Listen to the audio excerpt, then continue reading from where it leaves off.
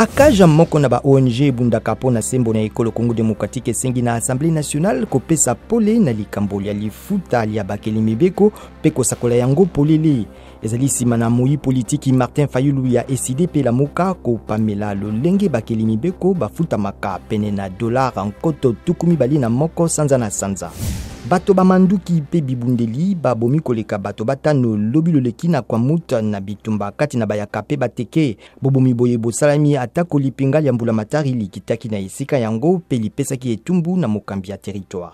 Mwana ya mokolo koleka ya Nkondo Che Guevara motomboki communiste ya Cuba oya ibani mingi na mokili akufi na Caracas na mibu tuku motoba. Kombo ya mwana yango ezalaki Camilo Guevara Marche akufi na bokati motema pona libanga lizwamaki na makila mai.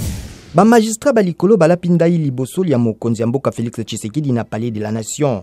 Kati na bango ezali na ba magistrat ya Cour ya Cassation, premier avocat général ya Cour ya Cassation, ba avocat ya Cour ya Cassation, ba président ya Conseil d'État, ba conseiller ya Conseil d'État, ba avocat ya Conseil d'État pe ba Cour des comptes.